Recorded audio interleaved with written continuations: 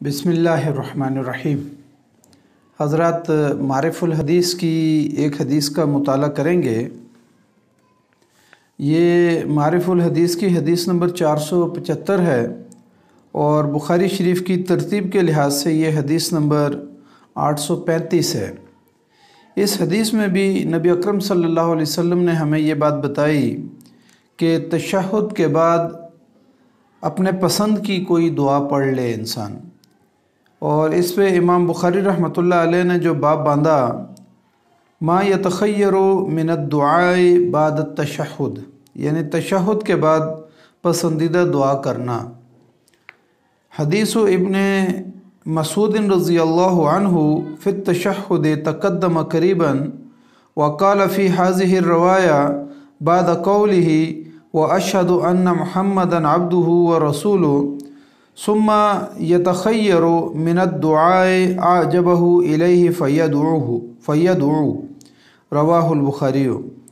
हज़रत अब्दुल्ला बिन मसूद रज़ियल्लाहु ताला अन्हु से तशहुद के बारे में जो पीछे रवायत गुज़री है, इस रवायत में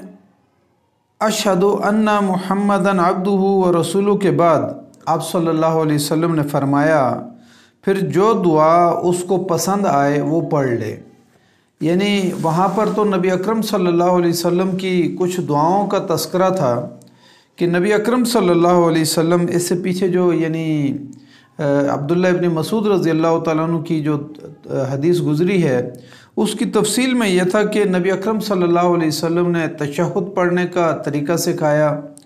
और उसमें सहाबा इकराम अल्लाह पर, जिब्राईल अलैहिस्सलाम पर और मीकाईल अलैहिस्सलाम पर और इस तरह अहले ईमान पर जो है वो सलाम भेजते थे। तो नबी अकरम सल्लल्लाहु अलैहि वसल्लम एक मरतबा नमाज से फ़ारिग हुए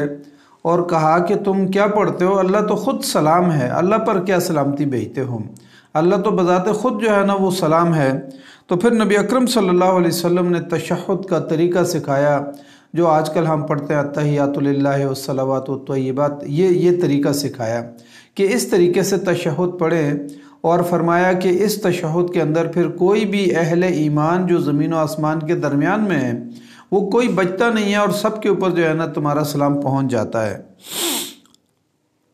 इसके बाद जो हदीस गुज़री उनमें तशहुद के बाद नबी अकरम सल्लल्लाहु अलैहि वसल्लम की अदिया मसनूना का तस्करा था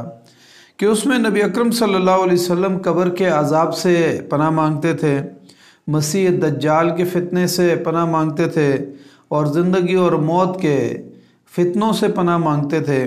और इसी तरीके से नबी अकरम सल्लल्लाहु अलैहि वसल्लम कर्ज़ के फितने से जो है वो पनाह मांगते थे।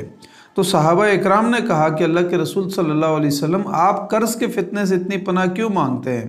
तो उस पर नबी अकरम सल्लल्लाहु अलैहि वसल्लम ने फरमाया था कि एक आदमी जब मकरूज़ होता है तो वो बात करता है तो झूठ बोलता है, वादा करता है तो फिर वादा खिलाफ़ी करता है। तो इसलिए जो है ना नबी अकरम सल्लल्लाहु अलैहि वसल्लम ने सहाबा इकराम को वो दुआएं सिखाई कि तशहुद के बाद ये वाली दुआएं पढ़ा करें। इसी तरीके से हज़रत अबू बकर सिद्दीक़ रज़ियल्लाहु ताला अन्हु ने पूछा कि अल्लाह के रसूल सल्लल्लाहु अलैहि वसल्लम, मुझे भी कोई दुआ सिखा दीजिए तो मैं तशहुद में वो दुआ जो है पढ़ूँ। फिर नबी अकरम सल्लल्लाहु अलैहि वसल्लम ने गुनाहों से बचने के लिए जो है ना उनको दुआ सिखाई कि अल्लाह तू बख्शने वाला है, तू मेरे गुनाहों को माफ़ कर दे। लेकिन अब यहाँ पर इस रवायत के अंदर नबी अकरम सल्लल्लाहु अलैहि वसल्लम से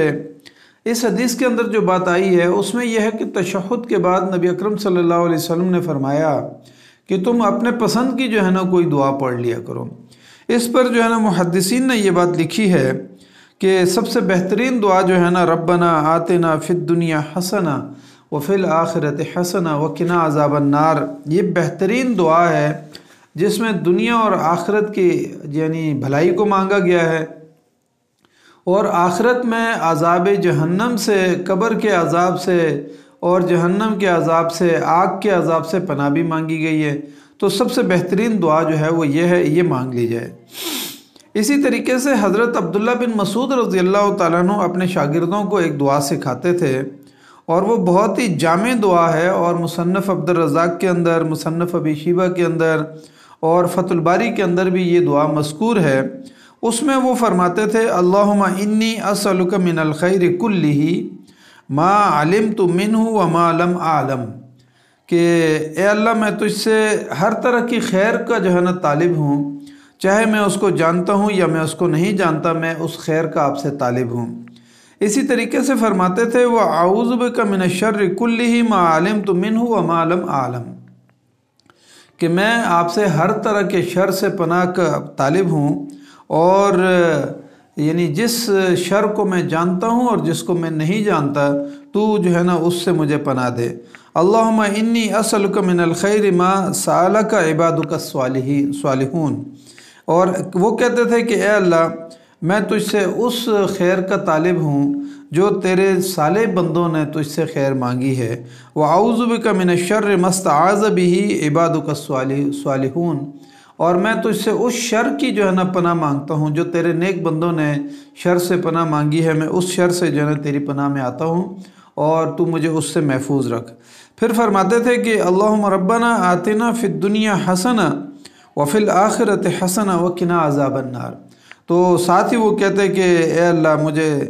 دنیا کی حسنہ اور بھلائی اور آخرت کی بھلائی عطا فرما اور مجھے جہنم کے آگ سے بچا۔ تو یہ دعا وہ جو ہے نا پڑھتے تھے، اور پھر آخر میں آتا ہے